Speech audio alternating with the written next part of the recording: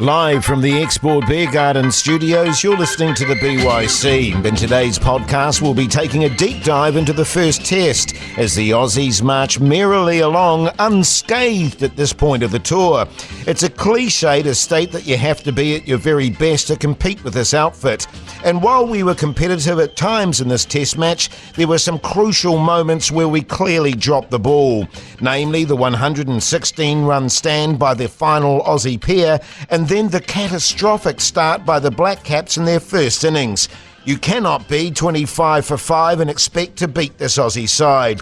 It truly was a horror show and left us chasing our tail for the rest of the test match. And fellas, so the disappointment continues. First and foremost, Dylan, was that another grotesque misread of a pitch by the New Zealanders too this summer?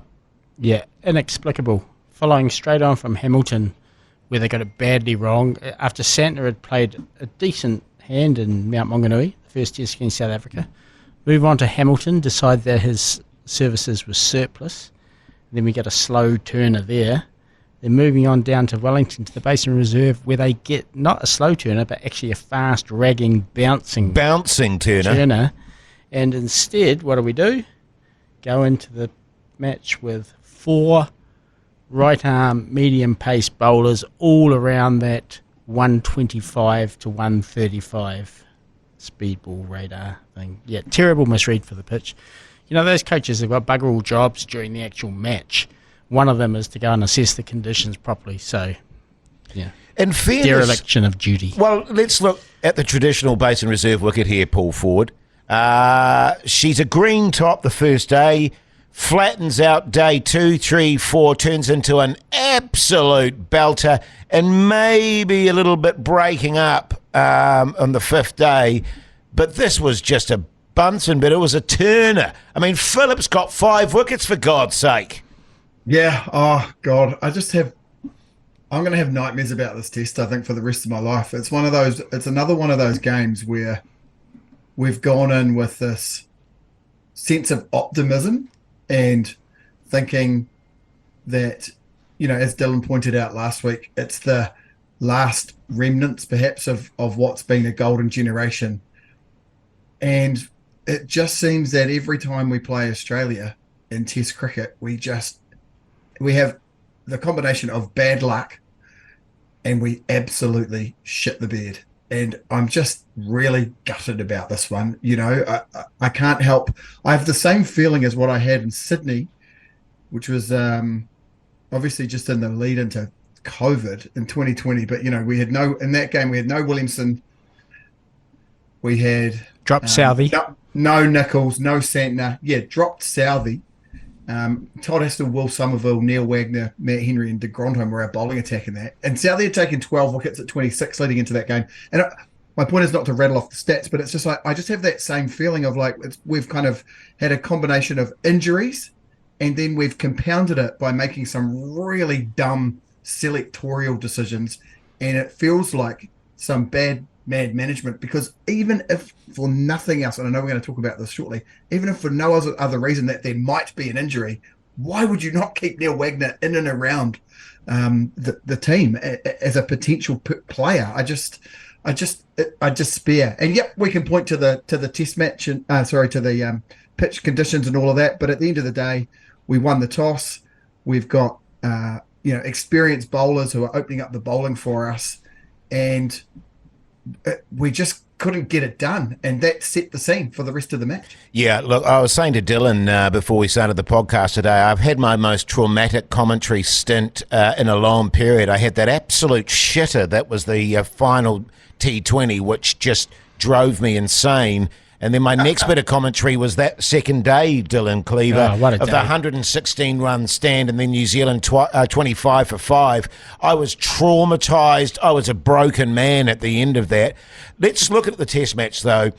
Australia 267 for 9, end of day 1, Dylan. Yep. I'm pretty happy with that. I'm pretty stoked with that. Wrap it up 270. The theory being day 2 and 3 will be a batting paradise. But then that absolute travesty of a last wicket stand between, of all people, Green and Hazelwood. Yeah. What the bloody hell? There were several disappointing aspects for that. I wasn't quite as happy at the end of day one as you. I thought that maybe Australia had scored a little bit too quickly, considering you win the toss and put them on what ostensibly looked to be a green top. So I felt Australia got away a little bit, but still, it's a 50-50 proposition at that point in the match, right? You've won the toss, you've got what you think are the best conditions. Then that next morning, a little confession here, I was down there for dual purpose and I missed the first hour of play, and I was interviewing someone, so I wasn't checking the scores. Parked the car, walked through the tunnel, Mount Vic Tunnel, into the ground, and at about midday, and was just gobsmacked. Yep. Slack-jawed to see that Australia was still batting. New Zealand had this bizarre kind of, those fields they set to get someone on strike for effectively giving you about one ball per over to get the tail ender out while you piss around with the guy that's on a 100. It just looked so depressing and so depressingly familiar, because I don't know what I've done in a previous life to deserve this, but I was at the Gabba in 2004 when Gillespie and McGrath had a similarly painstaking partnership that ended with Jason Gillespie doing a bloody Happy Gilmore around the Gabba when he got his 50. That was slightly more painful, I think, but this one was right up there. And then, as you pointed out, everything went wrong when New Zealand walked out to bat. From there, yeah. I mean, I remember at the start of day two in the commentary saying, Paul Ford, what we don't want here is a niggly 30 to 40 run stand. Never in my wildest dreams did I imagine it would surpass 100. We just seemed bereft of ideas, and you consequently, hindsight's a wonderful thing. Of course, look at the performance of Phillips. Why wasn't he given a trundle? Because he's that type of player to sort of get a surprise wicket, a sort of golden arm scenario. My God, that was painful to watch. Yeah, I mean, when there's a 116 run partnership and Dylan, you're doing it there, we're literally reminiscing about one of the most traumatic partnerships in the history of New Zealand cricket, the Gillespie McGrath one, which, they're on the record as saying that they were out there just laughing, finding it absolutely hilarious. I did have a moment of symmetry on that where I was on the embankment with just along from Gareth Hopkins and Chris Martin, the former New Zealand fast bowler, who of course was bowling that day as well. So he may have been the one and only person in a New Zealand shirt that was actually enjoying them chasing down that record. But yeah, you're right. It seemed like there was one clear plan and one tactic. And when that one tactic didn't work, which was basically spread the field for 4 balls, bring them in for 2, it just seemed to fall apart. And I mean, we've actually seen, in the discussions following the match, Tim Southey said, we probably should have tried to get Cameron Green out. And it's just like, I admire the honesty, but it's staggering to think that on a pitch where both teams should not have been able to really score 200, that was the partnership that got away, and we weren't trying to get one of the guys out. I mean, some absolute world-class, worldy batters in great form got out on that pitch. Why did we think we couldn't get Green out? It blew my mind. But I did admire the honesty. And so there, Australia grabbed the momentum back in the match. Just such a significant moment in the Test match. And then, as you quite rightly put it, we shit the bed, Paul Ford. 25 for 5. And I've got to be really upfront and honest here. When the debacle that was the Kane Williamson run-out happened, I had to leave the room, and I shocked all my colleagues in the Radio Hodaki area, effing and jeffing like you would not believe. That was under 8 stuff, wasn't it, that run-out? It was just an absolute abomination. It sucked the pus out of a dead dog's eye. Oh, it was that bad. Okay. Visceral. Yeah, nice. It was awful. I mean, where do you start on it? Do we need another forensic breakdown on it? Kane Williamson, the only thing that I liked about it, and it's one of those likes that's not really a like, is that it was quite gratifying as someone that always was horrendously nervous on 0 to see that even the best in the world desperately want to get off the mark. That was the one good thing about it. But he just chose the wrong ball, the wrong shot, pushed it up the offside.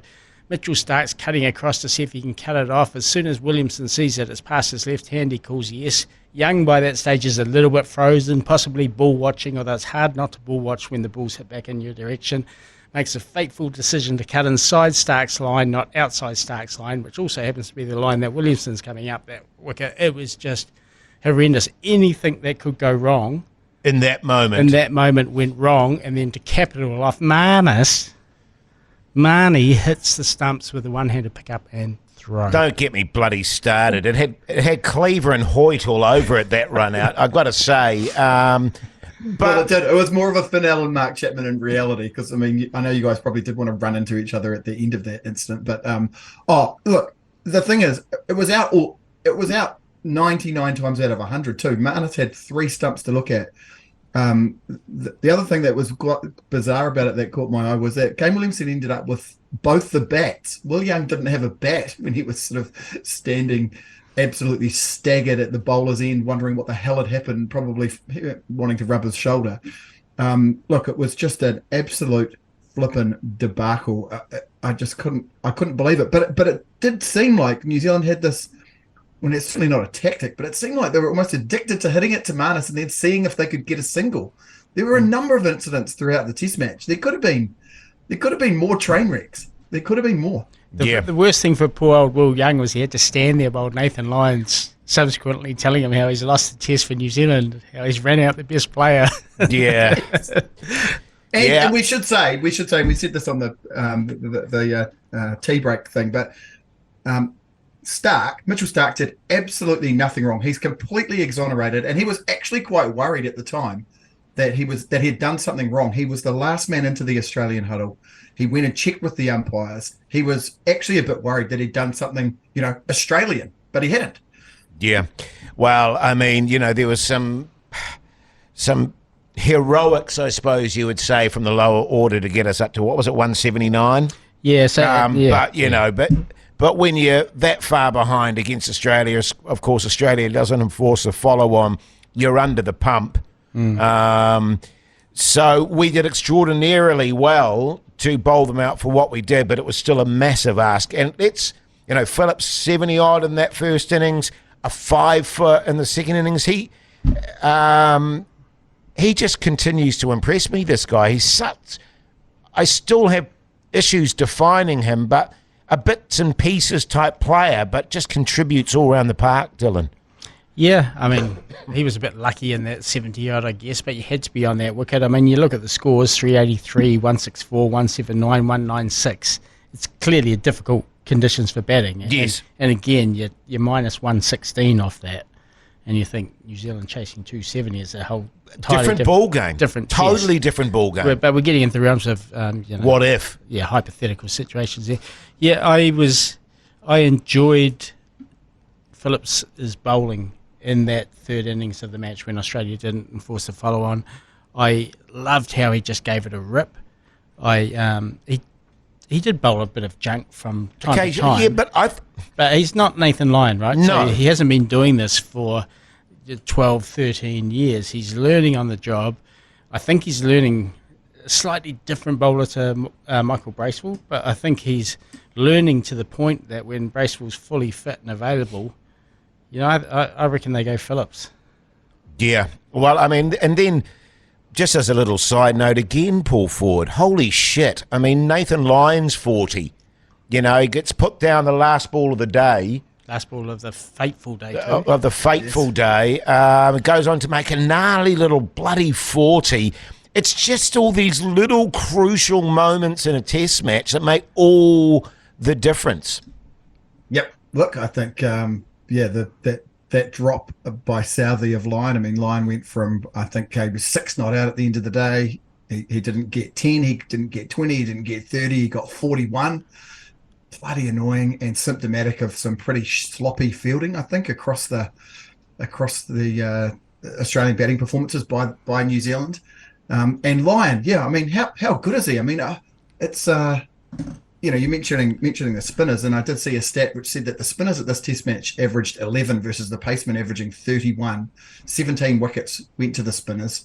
Lyon's an incredible cricketer.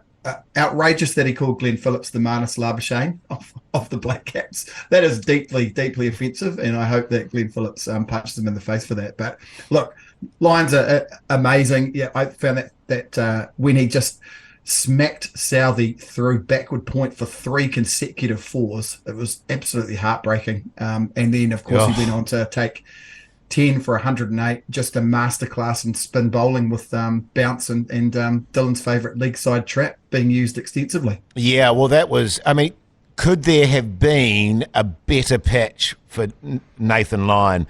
It was quick turn and the bounce. I mean, we're talking about bounce. It was up around the gut a lot of the time, off a length. That is his perfect environment for the way that he bowls. Yep. Interesting too, it was a phenomenal effort from him, and you don't get 500 odd test wickets without being a talented player. We were talking too before the podcast about Kane Williamson's second dismissal, fell into the trap, and very unusual for him, a very emotive response to that dismissal, Dylan. Yeah, demonstrative, wasn't it? Because I think he came out with a plan, and look, I think Nathan Lyon's a bit of a system bowler. And I know that's slightly disparaging to a guy that's got 500 wickets, but I have a look. When you're up high at the ground and look at the fields he's setting, and on a wicket that turns, I'm looking at that and going, how do you actually score a run? How do you score a relatively low-risk run against this guy?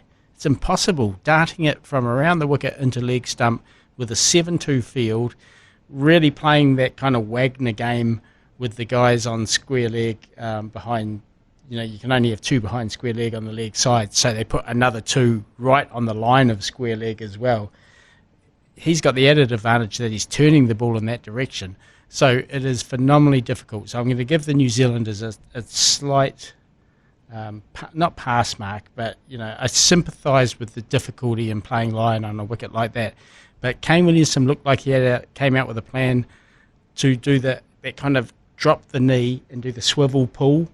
Come sweep shot, because he knew that if he sat there and defending it, eventually you're going to get a Tom Blundell like inside edge, pop it up, and you're gone. So he was filthy because he'd been doing that swivel pull and had been working.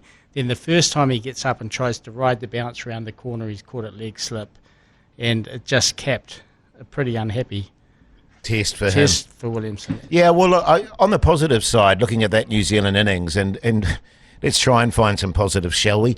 I thought Ratchin batted really well. I like that he was positive. I liked his intent. But Lyon, they know what to do with him now. They know how they're going to bowl to him. There was like 3 sort of points at one stage, but I liked his intent. I thought he batted really positively. Mitchell, to me, didn't even look like getting out in some respects. He's got to put away that reverse sweep shit. But he looked untroubled, but everyone else struggled, Paul. Yeah, that's right. And I think Rachin Ravindra, I think you could make an argument that he was like Phillips, under-bowled. Well, Phillips didn't bowl at all, of course, in the first innings, and Ravindra only bowled 7 overs, and on a pitch where it was turning, and there was obviously a hell of a lot of assistance for the spinners. Felt like he could have even made an even more significant contribution, particularly, and sorry to go from a positive straight into a negative, but particularly given the form of Tim Southee, frankly, on that first day where he was none for 90 odd off about 26, 27 overs, I think it was, and bowled a lot of balls out wide. And it just felt like we got some of our tactics wrong, and got selections wrong, and just had a couple of really shitty sessions. One of the things that caused a fair amount of chat and controversy was the selection of Scott Kuggeleijn. There was a lot of people that were filthy about that selection. David writes, I think the fallout of Kuggeleijn's selection and Santner's non-selection has been everywhere. With the injury to Will O'Rourke, they need to play Kuggeleijn and Sears, or pick Santner and promote Sears, which they won't, being loyal, stubborn, and having made their bed with Kuggeleijn. As a temporary pick with KJ and Will O'Rourke injured, why be so stubborn on Trent Boult? Given how far they are willing to go down the barrel, do you feel that Wags must have had some behavioural fallout which forced his exit, Dylan Cleaver. Oh, No question about that. I certainly think his exit was forced, and it's a story that keeps on giving, doesn't it? Yes. Should we read out the Ross Taylor quote now that he's... Yeah, we might as well. Do you want to read that? Yeah, so Ross Taylor has said, there's no sugarcoating it. I think it's a forced retirement. And to see that he isn't selected for Christchurch, I think you do need to plan for the future. But a one-off test against Australia in a must-win situation, I wouldn't be looking much further than Neil Wagner. And Aaron Finch kind of backed him up with that by saying, I couldn't believe Neil Wagner wasn't in the 11. I just genuinely thought that he must have been out through a niggle. You can guarantee that the last wicket partnership wouldn't have happened if Wagner was there, because he would have intimidated Josh Hazlewood at least. He might have stopped Cam Green from scoring as well. I thought that was a really interesting decision. Do you know what? If you're going to say it's time to move on from Wagner, and I do think his performance has been declining slightly, I don't mind that idea.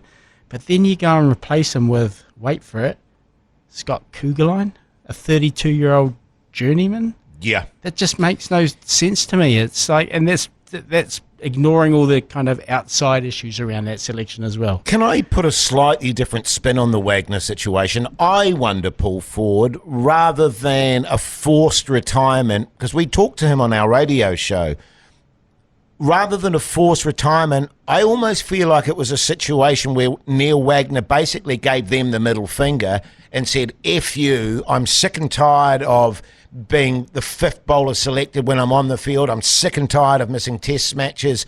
F you, and kind of there was no way back from him from there. That's my read on it. That's an interesting one. I really don't know. I just don't feel like Wagner would sort of bullshit his way through it. I think, as Ross Taylor said there, he made himself available. He wasn't selected. When he wasn't selected, he said, time's up. And the boys said, and the team said, well, come down to Wellington and we'll give you a good send-off. To me, that feels like kind of how it went. What lies beneath that, Jace, I think, is possibly a sense of him not being able to contribute as much as he would like. And with Trent Boult not there, I wonder whether he thought the door would be more wide open for him to walk through and be more of an automatic selection. Clearly, that wasn't the case. On Kuggeleijn as well, like, it just seemed like he just didn't have really any impact on the game. It was just a pretty forgettable performance, 23 overs for 90 odd, no real pace, inconsistent bowling, on a hiding to nothing, coming in off a diet of T20, as we've mentioned, and also, of course, into the position of not being the people's champion, but actually having to fill the role that's been vacated by the non-selection of the people's champion. The people's champion. A really difficult situation for Scott Kuggeleijn to come into. It just felt like an absolute stitch up on a few fronts. Can I say that in the post-match presser, Stuff's Andrew Vorman actually questioned Tim repeatedly on this, given that the excuse for bringing Kuggeleijn in was that extra pace, and then we saw on the speedball radar that he was barely getting it out of the 120s. It was quite some pointed questions, and Tim said, it's a hard job bowling into the wind. I'm not sure if it was pointed out, but they actually had to go downwind and upwind, so it wasn't strictly being honest there. But yeah, it's when you make your bed and say we're bringing this guy in for the extra pace and it doesn't get above 130, it does make you wonder. I mean, it just reinforces this idea that the New Zealand selectors, the New Zealand team leadership hasn't really been totally forthcoming and honest about this entire situation. Sure. I'll be really upfront with you guys in terms of Kuggeleijn. I was filthy about it. And for me, quite genuinely, I thought the best case scenario is he might get a couple of wickets early as the Australians get to sort of know him a little bit better. And then after that, I felt like he was going to be totally ineffective. I don't know how many overs he bowled in the second innings. Three. Got pumped. And it was just like, it just felt like a stopgap measure to me. And you don't beat Australia with stopgap decisions. On the positive front, geez, I like the look of this Will O'Rourke. Now, we had a little bit of a discussion on the chat. He didn't blow them away, but real potential for this fella. And then, bam, a bloody injury, Paul Ford. Yeah, I like the look of him. I gave him a pass mark, maybe only just, given he got injured. A couple of wickets to get I guess his Trans-Tasman numbers underway. I just like the look of him. I felt like he was genuinely steaming in, trying to bowl as quick as he could. Got that, obviously, the bounce. A bit unlucky. And then, I think the one thing that I think he'd look back and go, oh, shit, I wish that hadn't happened. But I guess it comes with the way he bowls. Is a bunch of extras and so on, made life very difficult, basically impossible for Tom Blundell on a few of those. And part of a pretty hefty set of extras were attributed to his bowling. But yeah, he did what I expected him to do. Gave them a hurry up, got a couple of wickets. I'm not sure. He didn't set the absolute world on fire, but maybe he could have made the difference if he was able to bowl a bit more in that second innings. Fahad from Chittagong in Bangladesh asked the question, how much longer is Tom Latham an automatic selection for the test matches, Dylan Cleaver? Yeah, it's a bloody good question. It's one that's been raised by a few people actually during the week, given a double failure and really we're looking at more than a year now since he's played a test innings of substance, which would have been the 80-odd that he got in the follow-on test against England at the Basin. The problem is, if not Tom, who? And I know we keep saying this and it seems like a bit of a cop-out, but who's the next left-handed opener in New Zealand? Is it a Sean Solier? No. Decent player, maybe there. Maybe if you pick a Solier, then you don't have to worry about your fourth seamer. He can fulfil that role too. Yeah, but Solier's predominantly a pace bowler. That's what his whole career has been. I don't like... Yeah, he's a manufactured opener, isn't he? Yes. So, look, and they're going to play their next bunch of tests on the subcontinent where Latham, I think, he's got this reputation as of being a fine player of spin. I think it's slightly overstated, actually, but I just can't see him going anywhere for the next 6 months, at least. Yeah, your thoughts? But his form does warrant scrutiny, absolutely. Yes. Your thoughts, Paul? Yeah, I mean, Latham, average of 23 in his last 9 tests at home, 1 ton in his last 29 bats in New Zealand. Sure, being an opener in home conditions is not easy, but jeepers. He's obviously the senior partner with Conway out, even when Conway's there, I guess he is as well. But yeah, our openers combining for 37 runs in that test match. It's not doing a hell of a lot to protect Williamson, and of course it means if Williamson fails, we're 3 down for bugger all, and that's pretty much what's been happening. So it's a real I think it's a real issue. I don't, as you say, Dylan, I don't think that there is an obvious person to bring in. Yeah, if you're going to go balls out, you'd pick Finn Allen. Yeah, well, yeah, and you also look at Young, who was put in there, and he struggled. He's not an opener at all. What did he get? A couple of 7s or 8s off 50-odd balls. I mean, he just never got going at all. He faced 102 balls for the test and actually looked decent. Yes. But just, it's not his role. He's a middle-order stroke player, and he's trying to turn himself into an opener, and he's tried really hard, and it just doesn't work. I think he got 9 in 15, and the second innings dismissal was really disappointing because it was to Travis Head, wasn't it? And he'd done a lot of good work and then played a kind of insipid open-faced push at Travis Head and lost his wicket. Let's turn our attention to Hagley Oval then, fellas, and our expectations there. I mean, Paul, I know that we've talked about it a lot, but are we able to get over the psychological block that we have against Australia? Can we do it? I'm actually not sure, Jace, because I guess I've just seen it too many times. I think, as I said before, going into the test match in Wellington, New Zealand hadn't won a test at home for 31 years, longer than Pat Cummins has been alive. And it just feels like, I think as the great cricketer said, it's the Harlem Globetrotters versus the Washington Generals. Our role is to turn up, to be competitive on paper, and then to ultimately get crushed and just kind of shit the bed. And I'm just not sure that we can. And I am a very optimistic. I would go to this test match in a heartbeat and all of those sorts of things. But I just feel like we need to have our best 11, which we've struggled to do in the last couple of test matches against Australia over the last few years. Bloody oath. and we kind of just need all of the things to line up. Now at the Basin, we had a couple of guys under injury clouds. We had a couple of guys couldn't make the team. A couple of guys in a bit of form, but quite a bit of stuff went our way. I mean, we did win the toss. They didn't have there's home conditions. Obviously, they didn't have David Warner. They've got Smith and Marnus all at sea.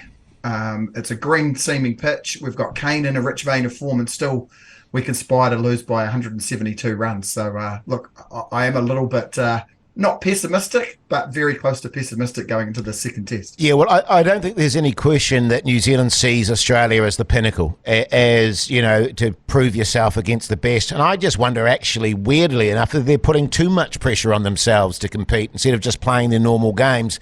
As you can see with the dismissal of Williamson in the second innings and his fury at that, what side are we looking at, Dylan Cleaver, for the second test match? Left opener back. Conway's definitely out. Oh, he's definitely out. Conway's actually had surgery, so he's facing quite a bit of time out. We got to Jason to hear that he might even be out of the IPL. I couldn't give two shits about that. Yeah, so Will O'Rourke is definitely out. Conway's definitely out. Benjamin Sears has been brought in to replace Will O'Rourke. Good. Whether he plays or not. Come on. I don't know. Does he play? Do they try and make up for their mistake of not picking Santner and Wellington by picking him for Christchurch, even if it is a green seamer? Do they run out Kugelheim again? I suspect that maybe the reception he gets in Christchurch is slightly more sympathetic than he got in the ultra-liberal capital of New Zealand and Wellington. I don't know. I mean, I've pulled out a quote from Dante there, which I think reflects my state of mind going into this test, which is, all hope abandoned, ye who enter here. Yeah. That's so grim. And can I just make the point too, re the Santner debate? Correct me if I'm wrong, Paul. I don't recall Santner ever bowling well against Australia. I don't ever remember him bowling well. And in those T20s, I'm absolutely, and people will say I'm full of shit, I'm absolutely convinced he was totally intimidated by the Australian batsman. He bowled terribly.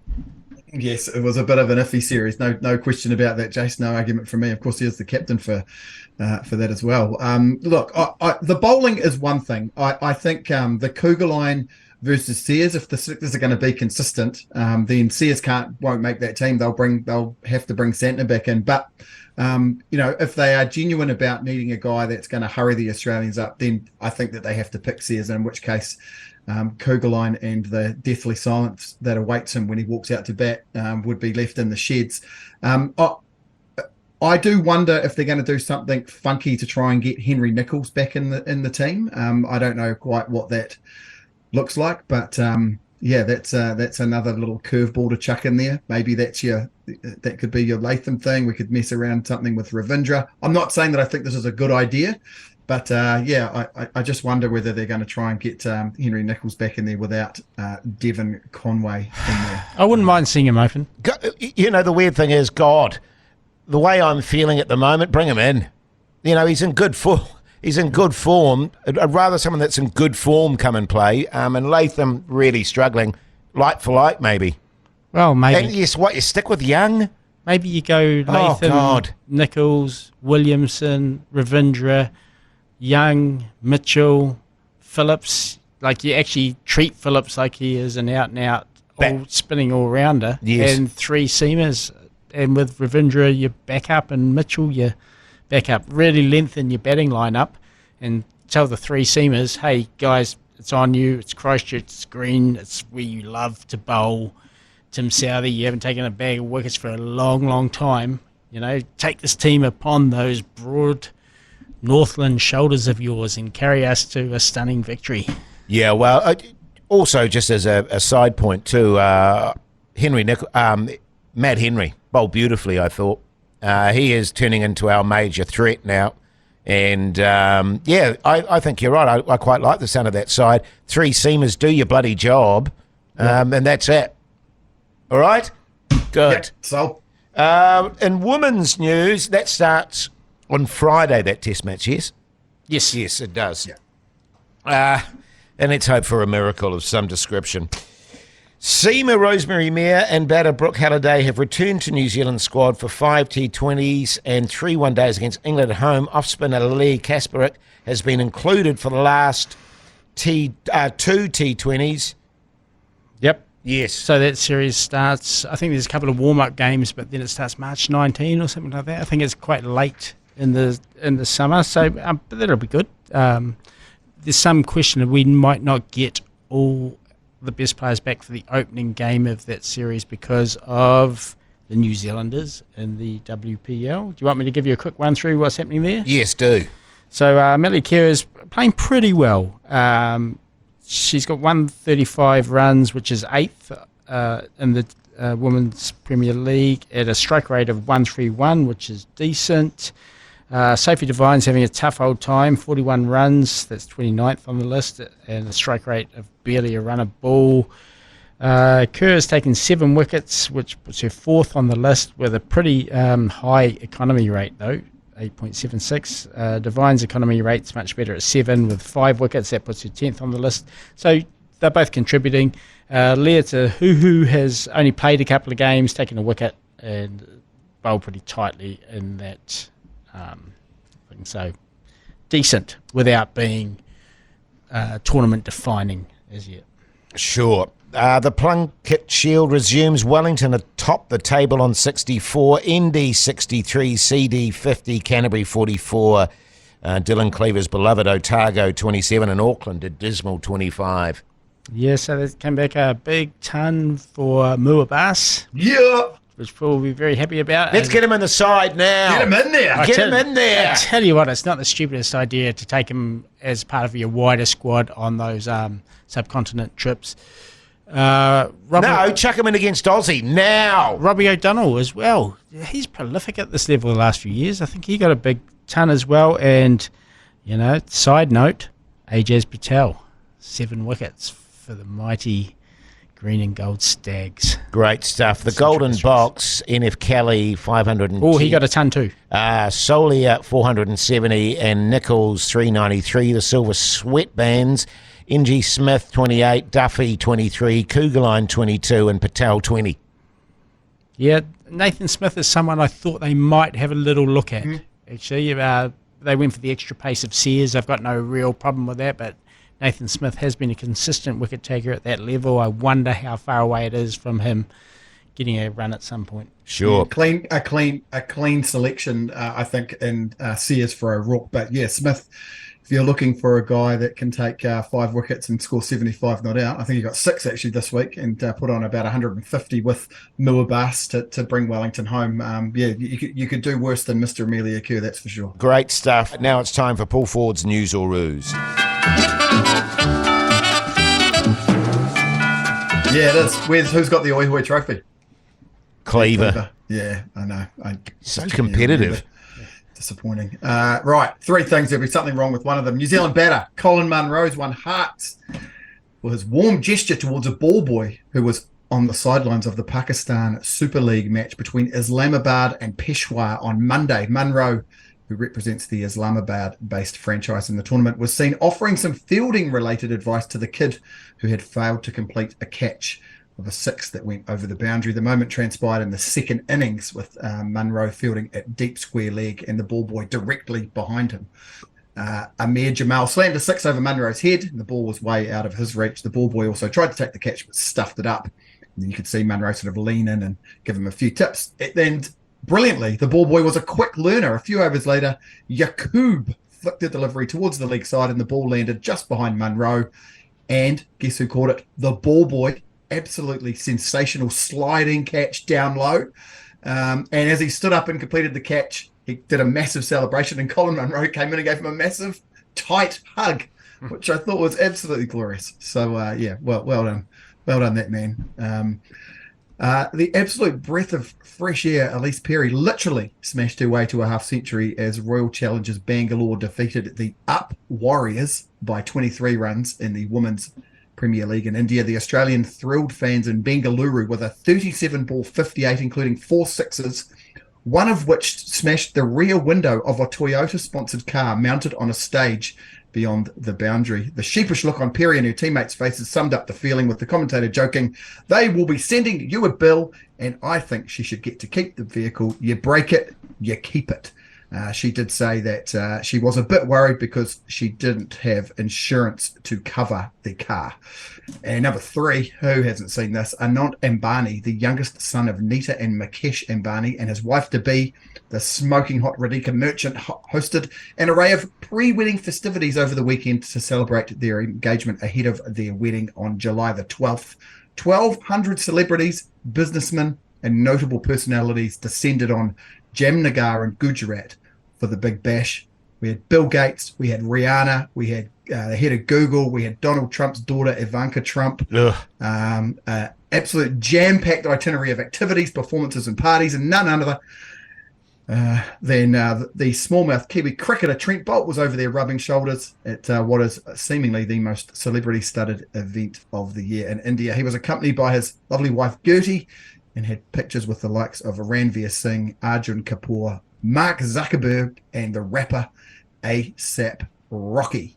Meanwhile, New Zealand was losing a test match at the Basin. Don't be bitter, Paul. Don't be bitter, mate. Don't let the bitterness get into your heart and your soul there. Anyway, there you go. What do you want? Do you want? I'll go number 2. It wasn't a Toyota. Hey, that's what I was going to go for too. Well, too late, Dylan. Well done, Jace. Correct. Oh, you bastard. Is that right? I knew it wasn't a Toyota. I can't believe you got that. If you can name the car, I'll tell you what, you can win it. Because I tell you, Oh, no, I can't, but I got it right. Yeah, okay. Come on. It was a Mahindra, wasn't it? It was a Tata Punch EV. Okay, I'll have it. Yes. Finally, it's back to Hoyte. Hand it over. Ah, Bloody beautiful from me. bit bitter about that. I fair and square won that. Hey, right now it's time for Dylan Cleaver's Who Am I? It's Dylan Cleaver's Who Am I? Don't know if I've got the actual motivation to go on with this anymore. Oh, my God. Don't be like that, Dylan. Jeez. Come on, mate. Last week, the Who Am I was, of course, Northern District turned Wellingtonian Brent Arnell, who played a few tests with limited success, but well done for getting there. This week, who am I? And just the monthly reminder that all of these people have played at least one test for New Zealand. My name was Graham, but I was rarely, if ever, called that. Yes, the past tense means I am writing to you from the grave. My heart was never a great strength, having suffered several heart attacks before undergoing triple bypass surgery in 2007. That surgery enabled me to squeeze 13 more years out of life. I was a dashing batter who could also take the big gloves at a pinch, though some of my work behind the stumps made me the subject of cruel taunts, especially in the mother country. In many ways I was cursed by timing. I would have been a spectacular white ball player, but my career was petering out as one-day cricket started to explode in New Zealand post the underarm incident. A generation later, I would have been a T20 hired gun of some note. I could get people out of their offices and down to parks like Trafalgar, Maclean, and particularly Pukekura, where I'm famous for putting balls into the adjacent lake. I played 8 tests and 6 ODIs. With a few lifestyle changes and a bit of luck, it should have been more. Who am I? We'll send the answers to Paul Ford. Flick us an email to byc@beigebrigade.co.nz. We've got some quite smart listeners. I'm not giving any clues this week. This is very obvious, this one.